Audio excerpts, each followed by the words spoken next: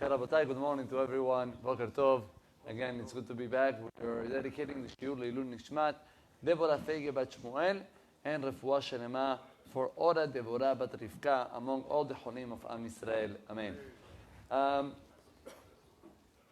So again, we're in the parashiot of Tazria Metzorah, talking about the Tzarat. There's a lot what to talk about, but there is a very interesting question. We know in certain cases, the Torah is telling us that the person who got Tzarat had to go to the Kohen to check up the Tzarat. And if the Kohen in certain cases was looking and the Nega Tzarat was deep in his skin and he was white, so this person basically was Tameh, right? Was impure. And the question is, I don't understand. Usually, I think that the color white represents purity, not impurity. Correct? Usually, a color, when you talk about purity, which color you imagine? Everybody white. There's the minhag that people on Yom Kippur, Rosh Hashanah Kippur, especially Kippur, everybody is wearing white garments. The Shulchan Aruch is bringing that down. There is a concept of having color white that shows purity. How come that regarding Tzarat, the color white is the one that is making you Tameh? That's the question. Now it's true also that the Torah is telling us that if the guy had Tzarat in all his body, totally, from head till the toes, and everything was white, Kulo hafach lavan tahor hu. If it's becoming totally white, it's going to be pure. But Chachamim are explaining the reason is because the person cannot be totally tameh. That's the main reason. So to understand this concept, I saw a beautiful perush. I think it's the Sfat Emet writing it down. And it says like this. It says, Rabotai, we can have people that are totally tehorim. They pray with kavanah. They fulfill mitzvot 100%. They're having time of learning Torah. You know, they're totally attached to HaKadosh Baruch Hu. They are bibchinat kulo lavan, totally white. But even those people, Rabotai, they can get to be tameh. If all what they're using in the Torah and the mitzvot, they're causing to someone else tzad, causing to someone else suffering, all his Torah is impure. Because Torah cannot cause to someone else tzad. And if your Torah and your mitzvot, that you think that you're so holy and so high, you're causing someone else to suffer because of that, this is not called Torah. This is called Tum'ah. And that's why the Torah is teaching us, even in something that is lavan, white, that represents purity, can be also tameh if you don't care about the feelings of someone else. We know that the tzarat is coming because of the lashon hara, because of how to take care, how you're causing someone else to feel. So if you're causing someone else to feel bad, your Torah and mitzvot are worthless.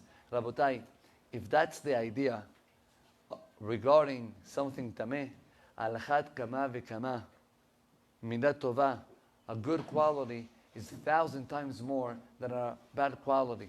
And if a person uses his mouth, instead of taking down someone else, to elevate someone else, to give him forces, to give him compliments, the person is getting to such levels that no one can imagine.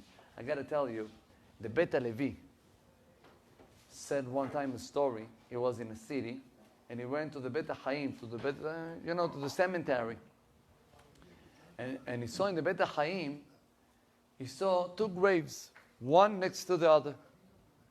And in the graves, one of them was written, Kapa parsa le'ani. That's the pasuk, right? Kapa parsa le'ani was said in Neshet Hai. Kapa parsa le'ani, meaning, Kapa parsa is his hand, right? She was moving her hand to give food to the poor people. Okay? Opening the hand. Kapa parsa le'ani. וידיה Shilecha le'evyon, right? So it was two graves. In one was written Kapa Parsa Le'ani, and in the other grave next to it, Ve'yadea Shilecha le'evyon.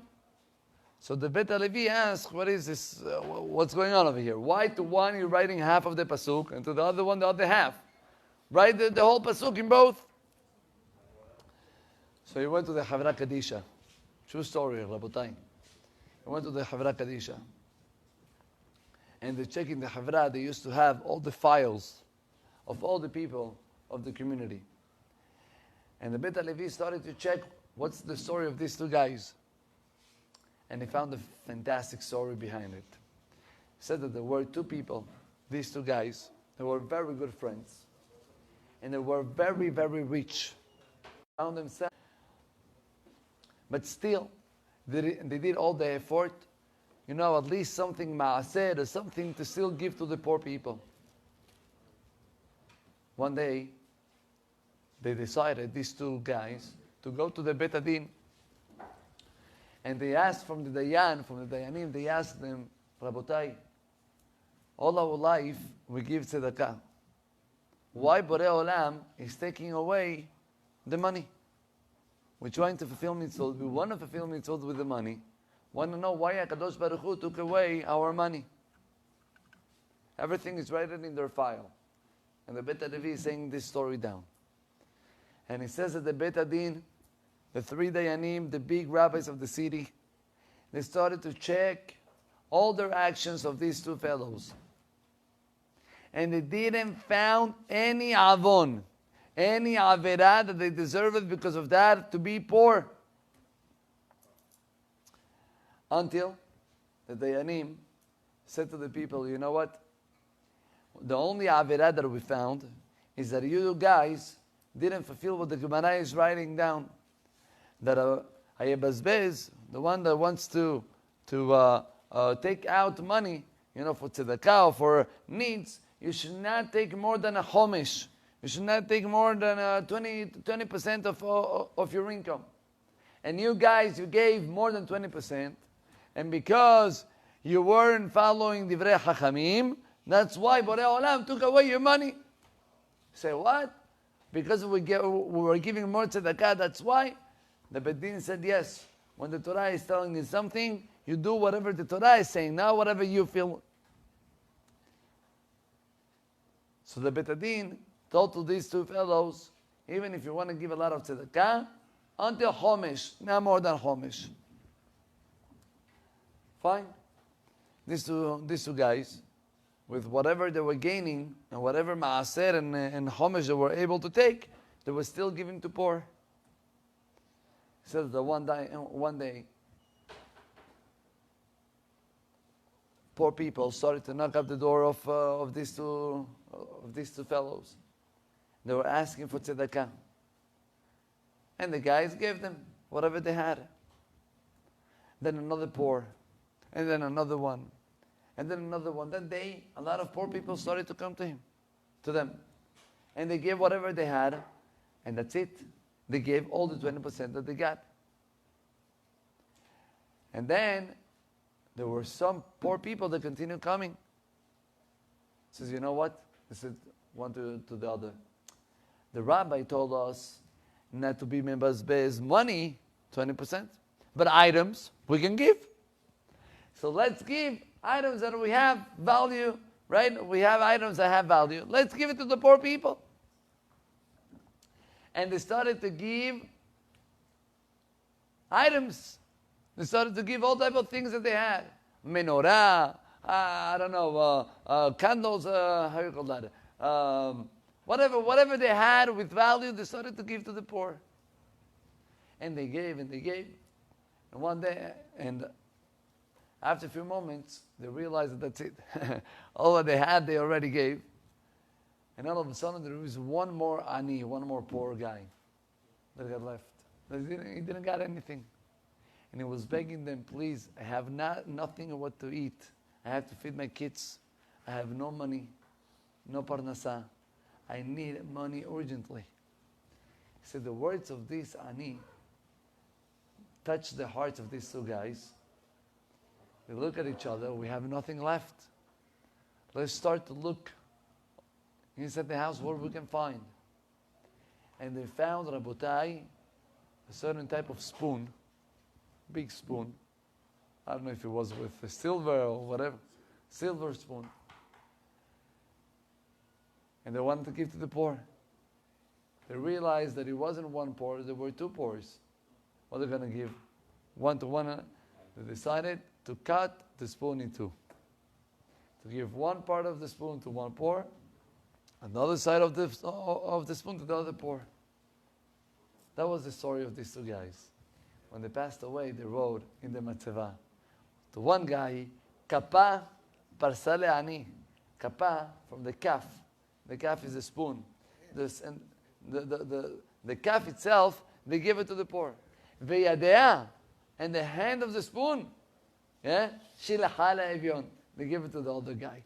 Rabotai, this until today, in that grave, there is these two fellows written those pesukim. Say Chachamim, when a person is looking for mitzvot, when a person, and I forgot to tell you, at the end of these two guys, Baruch Hashem, they came back to all the parnasah that they used to have before. We have to understand, when a person is using his mouth to take down someone else, not only you're taking down this guy, you're actually taking down yourself. Because Borei Olam is acting in this world, midah keneged midah. And if today you don't see it, it will arrive la'aleinu. And that's why a person got to be extremely careful about the feelings of someone else. But al-chat kama v'kama, more and more, when we're talking about raising the feeling of someone, giving him a good word, helping him with tzedakah, trying to help him with whatever it is, Borei Olam will never be hayav to you. Borei Olam will never be, how you say, hayav? Yeah, he will always be there to pay you back. So that's, Rabotai, the idea of this week's parasha. Just to close up, there was this great Rabbi, Rabbi Steinman, alav shalom. Rabbi Steinman used to have certain humrot, certain things that he was very makpid on them. I forgot which humrah it was, but there was one humrah that he started to keep. All of a sudden, one day, he stopped keeping the humrah. So that's it. No more humrah. No one understood why the rabbi stopped. But the rabbi said no more, no more. Says that when his wife passed away, after the Lavaya, the first moment that he had the opportunity to make the humrah, he did the humrah. So the people came up to the rabbi and told him, Chacham, what happened? Makada. Already years he's not doing the humrah. Today you want to do it? And he says, I'm going to tell you why. I realize that my wife, battery. Thank you. I realized that my wife was suffering because of the humrah that I took. She wasn't happy. I say to myself, you want to do humrot al hishbon your wife? You want to do humrot and to make someone else to suffer because of your humrot? This is not called humrah. Don't do it. The day that his wife passed away, right away, he started to do one more time the humrah. Rabotai, how many times you want to be more, having more kedusha, more ruhaniyut, and you're just causing to other people, bar minan, uncomfortability. I'm not talking about halakha. One thing is halakha, the other thing is humrah. Halakha is halakha. The halakha we have to follow. Or whatever is humrah, you want to do extra. For extra, you have to see that you will not make someone else to feel uncomfortable. If you're going to make someone else to feel uncomfortable, the lavan, the whatever is pure, the pure color, will be tameh also because